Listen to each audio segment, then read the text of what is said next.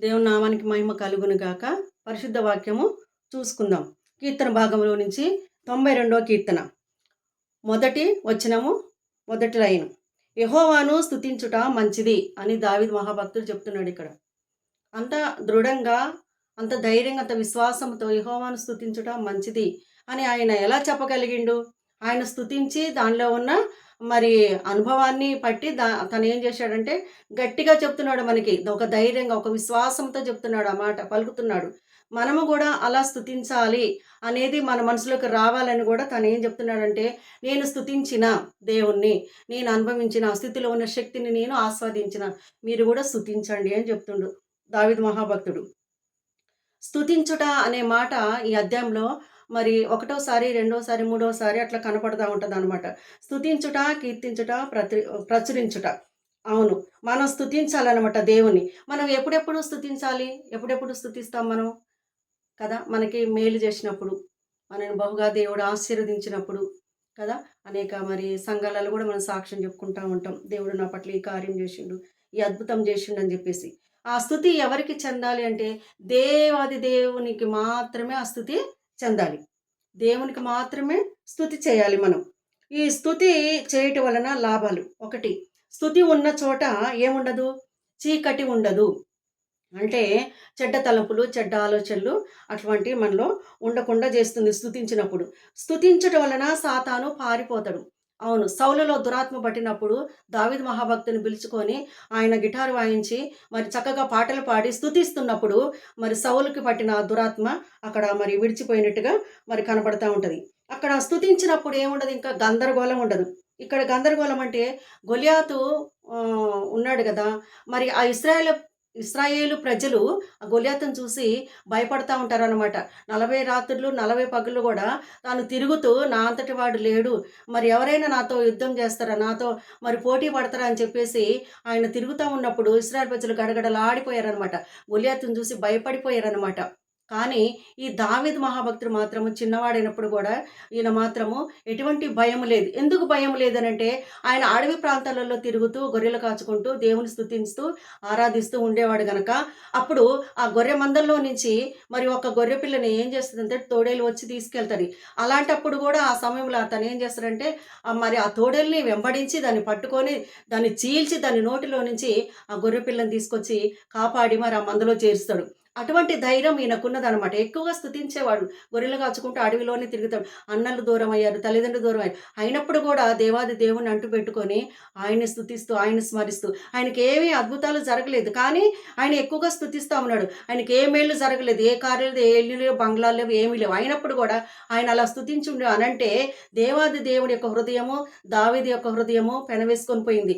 నా హృదయానుసారుడు, నా చిత్తానుసారుడు అని చెప్పేసి దేవుడు మాట్లాడుతూ ఉన్నాడు దావీదు భక్తుని గురించి. ఇంకా స్తుతి చేయటం వలన మంచి వాతావరణం కనపడుతుంది. అక్కడ సమాధానం ఉంటుంది. ఇప్పుడు ఇశ్రాయేల్ ప్రజలు ఏమయ్యారు? మరి గొల్యాతుని పట్టుకొని మరి అన్నలు గద్దించారు.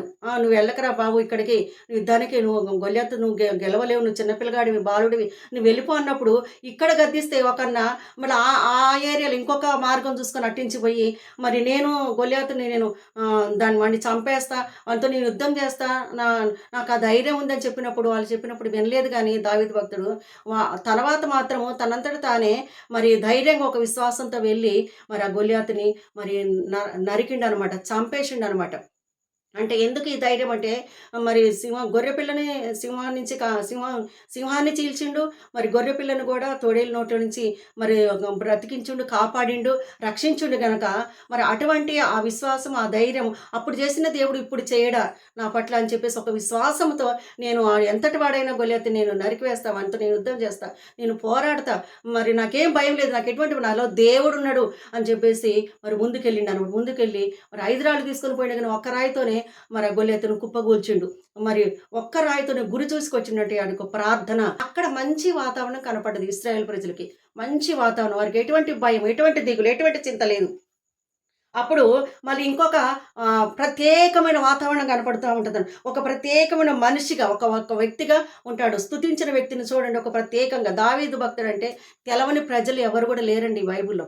చిన్న పిల్లల్ని అడిగినా గాని దావీదు భక్తుని గురించి చెప్తాడు.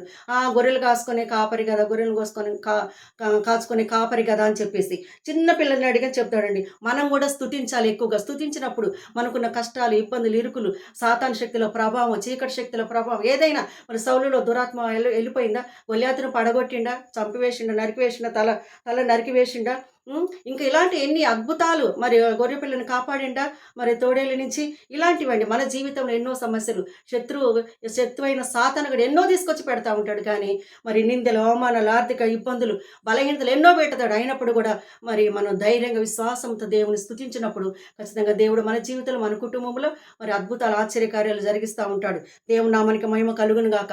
మరి నువ్వు నేను ఈ రోజున ఏం చేద్దాం? దేవుణ్ణి స్తుతించుదాం. ఆయన స్తుతి మన నోటిలో ఉండాలి. దావీదు నోటిలో స్తుతి ఉంచిన దేవుడు నా నోటిలో స్తుతి ఉంచు ప్రభు అని చెప్పేసి మనం కూడా ఏం చేయాలంట?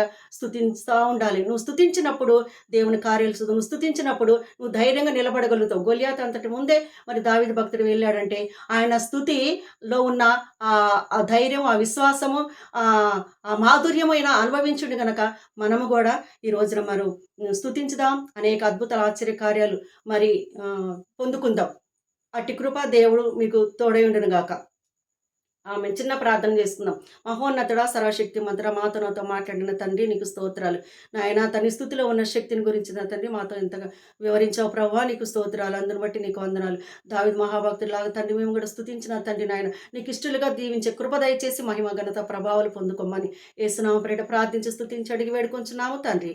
ఆమేన్. ఆమేన్. God bless you.